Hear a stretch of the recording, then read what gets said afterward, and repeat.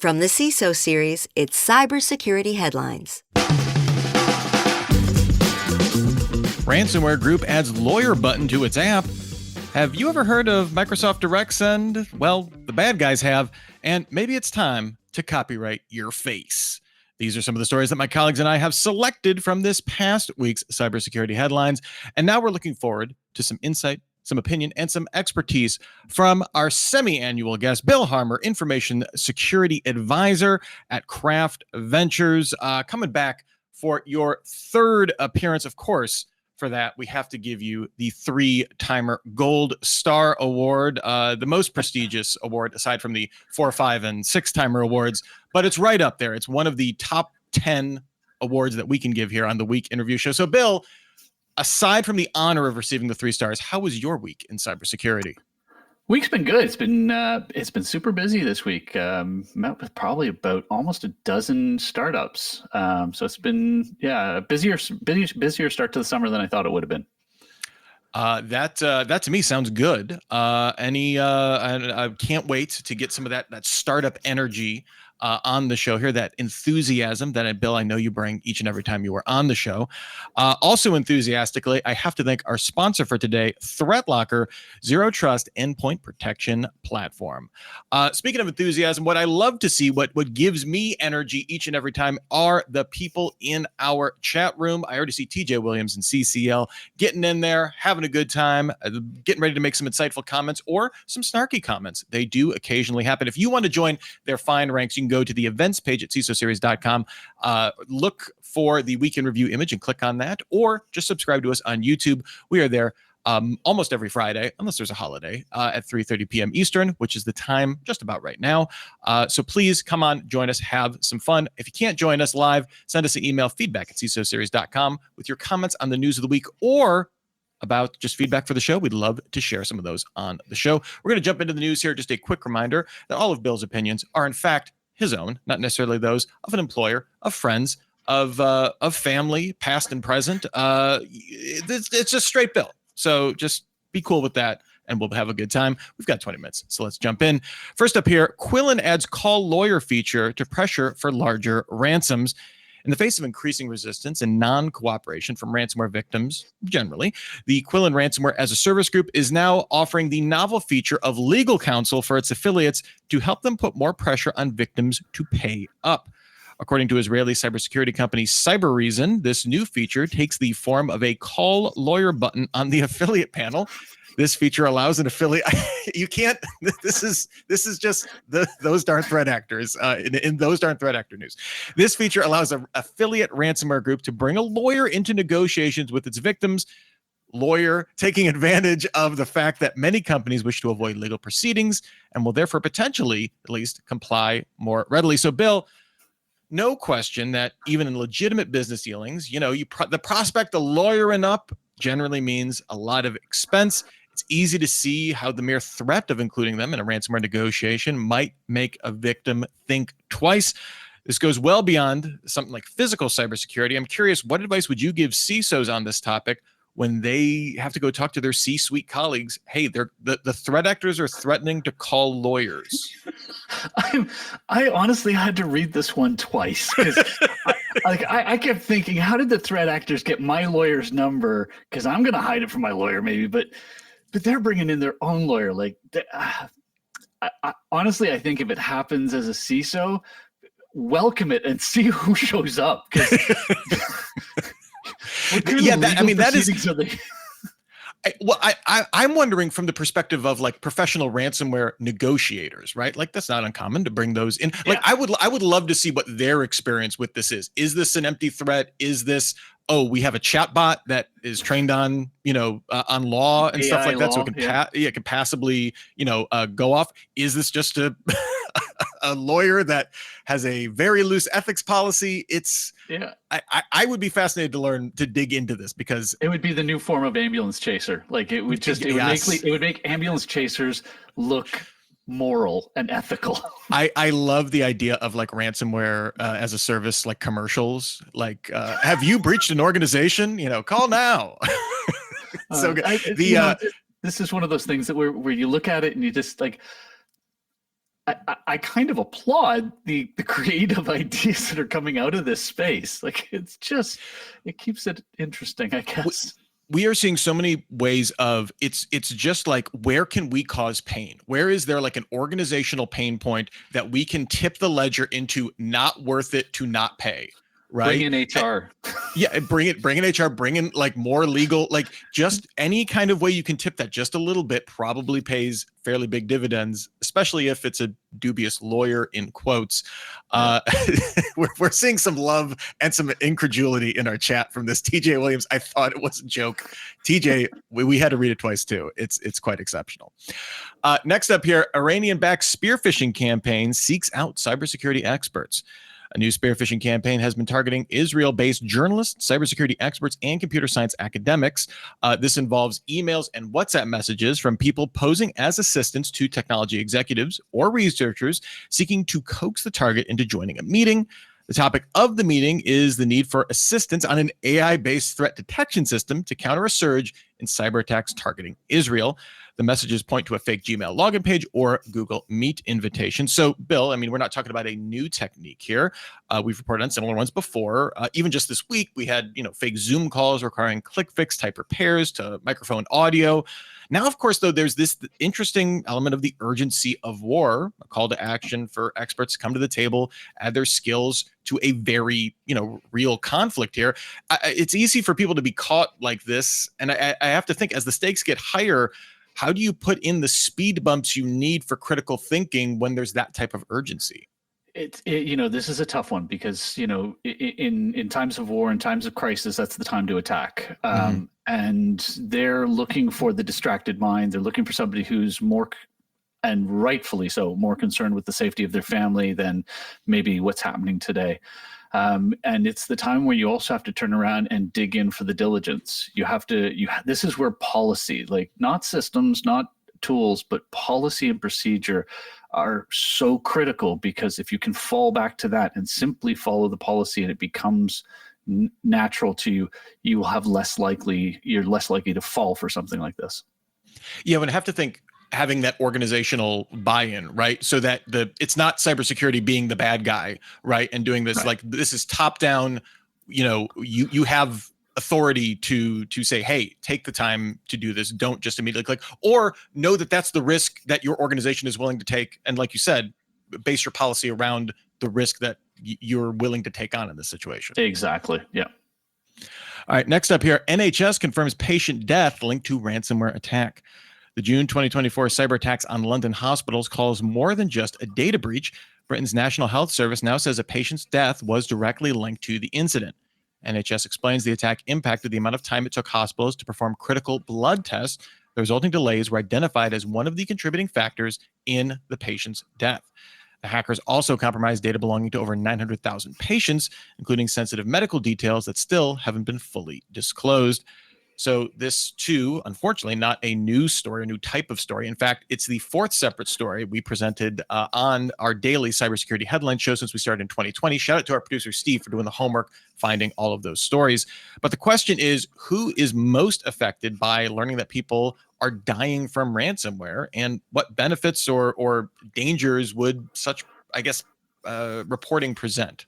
I think, if you look at the wording in that, right, one of the contributing factors, it didn't say it was the contributing factor or even the majority contributing factor. So it was something in there.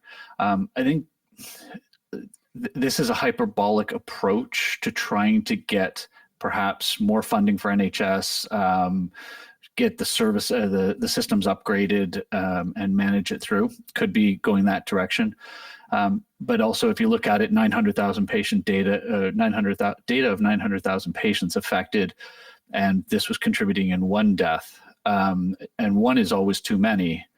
But when you are looking at that kind of scale, it shows that there's some resiliency within the organization. They've obviously done some things correct to be able to manage the other patients that were there. This one fell through. And I would always want, before I pass judgment on something like this, want to find out what were the other contributing factors.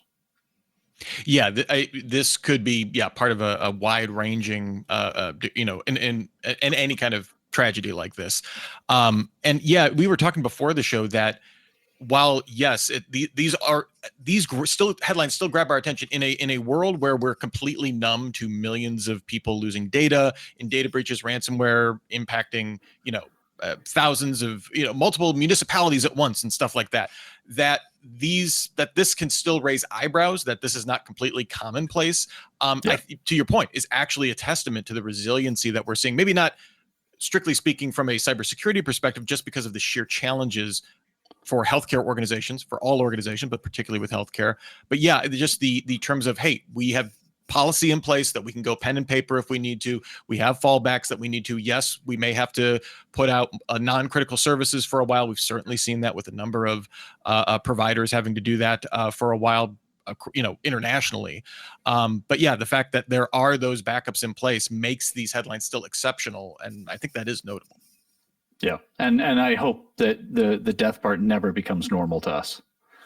Yeah. I hope that it is always an eyebrow raising. That is the standard that we need to hold for any kind of cyber attack, for sure. Yeah. That will definitely be a sea change when that isn't get reported on the show. All right, before I move on to our next story, I have to spend a few moments and thank our sponsor for today, ThreatLocker. Alert fatigue, false positives, analyst burnout, you know the drill. What if you could stop threats before they run? ThreatLocker gives CISOs what they've been asking for: real control at the execution layer. Only approved apps, scripts, and executables run, period. Known good is enforced. Everything else, denied by default. Ring fencing and storage control keep even trusted tools in their lane, so PowerShell doesn't become a weapon. And yes, it works at scale. Granular policies, fast rollout, built for modern infrastructure. You don't need more alerts, you need fewer chances for malware to make a move. ThreatLocker helps you flip the model from detect and respond to deny and verify. Go to threatlocker.com/CISO to schedule your free demo and close the last gap in your zero trust strategy before it's exploited. That's ThreatLocker.com/CISO. All right, next up here, I'm gonna call this for maybe the facepalm story of the week here. I'm just already calling this here. Microsoft 365 DirectSend abused for phishing campaigns. So DirectSend is a little-known Microsoft 365 feature that allows on-premises devices, applications, or cloud services, so that's like everything, to send emails through a tenant's smart host as if they originated from the organization's domain. It's designed for use by printers, scanners, and other devices that need to send messages on behalf of the company. It also does not require any authentication. Just going to leave that out there. Researchers at Varonis have announced that a phishing campaign that exploits this feature is targeting more than 70 organizations across all industries, with 95% of the victims based in the US. It runs through a PowerShell command. To mitigate this, Varonis recommends enabling the Reject DirectSend setting in the Exchange Admin Center, which Microsoft included in April 2025. So, Bill, I'm curious, have you heard of DirectSend? And as a CISO, what goes through your mind when you learn about unknown technology such as this buried inside a platform that's used by, I don't know, everyone? Also, printers are evil once again. Please go on. No, I didn't know about it. Because quite honestly, I did not think in 2025 that any company could be this delusional or irresponsible or reprehensible in doing something like this. The whole, we got to make our passwords longer, stronger, more complex. Now we need to have multi-factor authentication, and it's got to be out of band, and all this stuff that gets piled on. And you got the whole front end of Microsoft doing face analysis for login with hello, that they would put something like this. Now, it doesn't surprise me. It's Microsoft. I mean, that's the sad part. But if I found this in my environment as a CISO, I would be looking at a contract to see if I could go after them and sue them for this, because this is just unacceptable.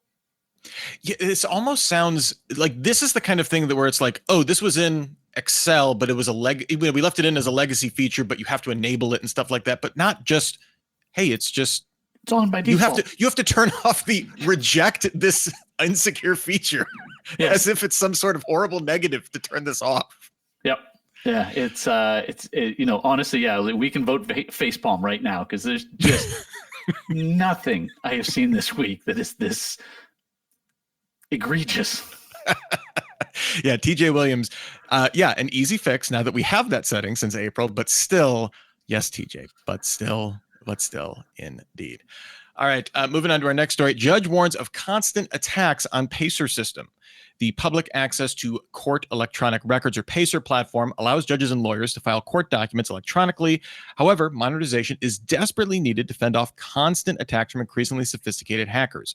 Federal Judge Michael Scooter told members of the House Judiciary Committee that about 200 million harmful cyber events were prevented from penetrating court local area networks in fiscal 2024, which is a lot of events.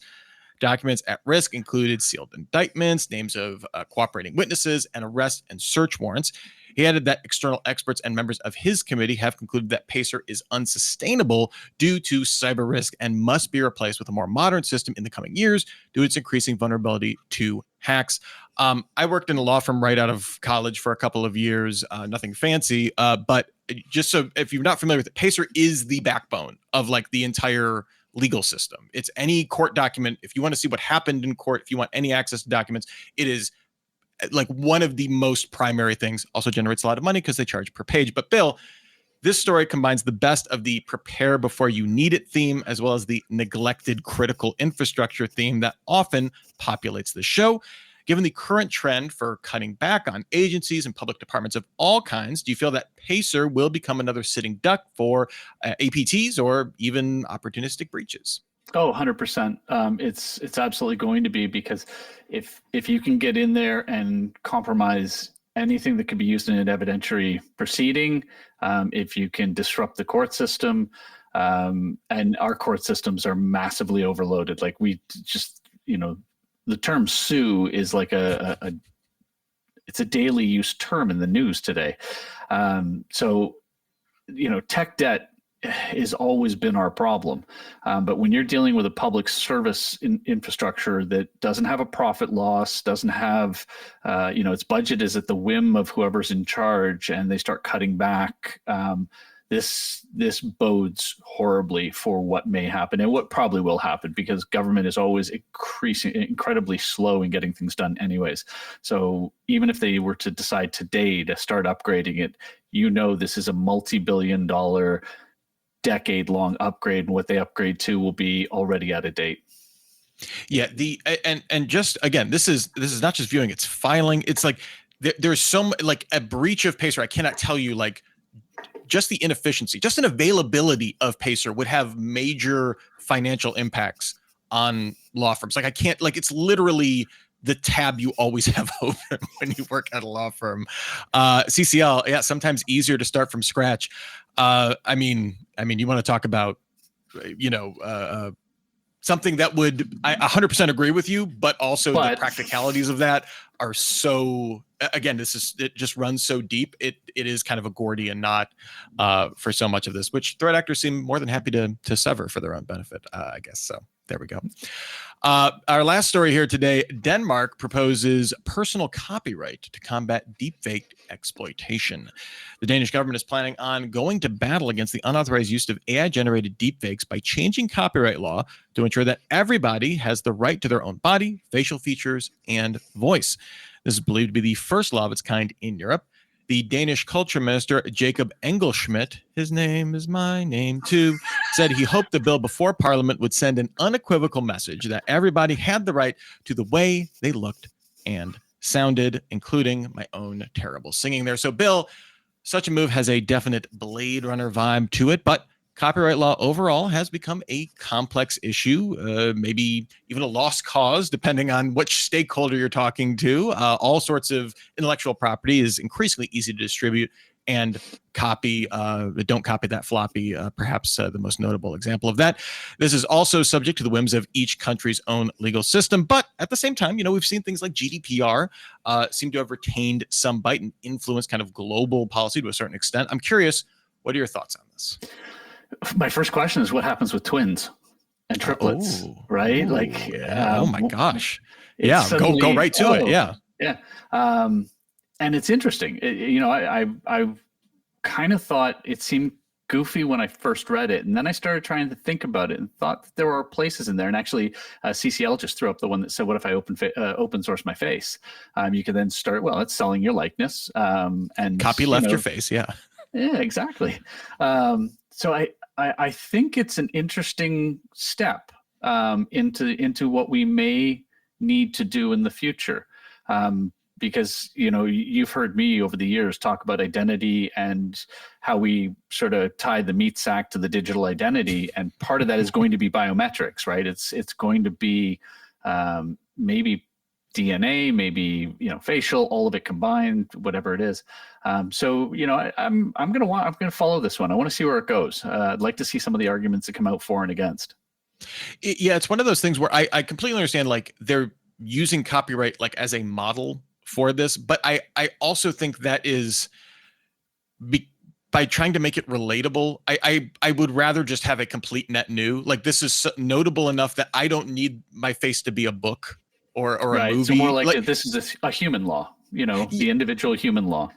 Yeah, like I understand that as a framework, I think, to help get people to understand it, because it does make it much easier to wrap your head around if you're not a policy wonk or something like that. At the same time, I feel like perfect case example is twins, right? Or something along, where you're going to run into weird exceptions. Schmooze talking about fair use in here. I can't even. Schmooze, you're getting at me. But yes, I again, a story I'm very interested in following up on, and I want to see if there's different approaches to this, because I feel like at some point we're going to have to. Well, I guess we don't have to, because we could just live in a dystopian nightmare. So there's that. But here's hoping we have some other alternatives to the Blade Runner. And Vikas says in there, plastic surgery, looks change with age. What's the scope of the copyright then? That's a really fantastic point. Yeah. Do you hold it for all iterations of your face? Do you have to file again as your face iterates over time? Facial Iteration's also the name of my synth pop band. So please come check that out. We're playing nowhere, and you can never hear us. Before we get out of here, huge thank you to everyone that was contributing in our chat, cracking me up, just so awesome. Schmooze, CCL, Vikas, TJ Williams, and the big boss man, David Spark, even getting in there. Thank you all so much for helping make the show a ton of fun and helping us brighten our day, and bringing up some great points too as well. Bill, before we get out of here, just confirming the Microsoft Direct Send. Is that the face palm of the week? Is that 100%? We have to give the Picard face palm for that for sure. Yes. Okay. Yeah. Microsoft. I wish we could say we expected. The Linux hippie in me feels justified just a little bit right in here. Bill, before we get out of here, where can people find you on the cyberspace? What are you up to? What do we need to let people know about? You can find me on LinkedIn as usual, and I have a new advisory firm that I've started this week called Killswitch Advisory. So www.killswitchadvisory.com. Excellent. And if you want to look him up on LinkedIn, it is William Harmer is the URL. That is the correct Bill Harmer, information security advisor over at Craft Ventures. Thank you so much for being on, for lending your wisdom, your wit, and just your fabulous nature to this show. For this particular face iteration, we're particularly grateful to have you on. Thanks a lot, Bill. My pleasure. Thanks also to our sponsor, ThreatLocker, Zero Trust Endpoint Protection Platform. And thanks to our audience once again. We always can't get everything up on the screen, but we're looking at it. We deeply appreciate it, and we hope you can join us again for our next show. And if you can't join us live, feedback at CISOseries.com. Let us know what you think of the show, what we can do better. Remember, when I'm talking about CCL, this is a person in our chat that we're talking about. It's not an acronym for a cybersecurity standard or something like that. Just want to make that clear. If you want to join us next week, too bad, because it's 4th of July. But we'll be back in 2 weeks for another episode of the Week in Review starting at 3:30 p.m. Eastern. Go set off a sparkler or something, or just throw something on the grill at 3:30 next week. To register to join us, you can join us on YouTube. You can go to our events page at CISOseries.com, find more information there. It will be a fun time. In the meantime, you can still get your daily news fix every single day through cybersecurity headlines. Give us about 6 minutes. We'll get you all caught up. Until the next time we meet, for myself, for our glorious producer, Steve Prentice, for Bill, for all of us in the CISO series, here's wishing you and yours to have a super sparkly day. Cybersecurity headlines are available every weekday. Head to CISOseries.com for the full stories behind the headlines.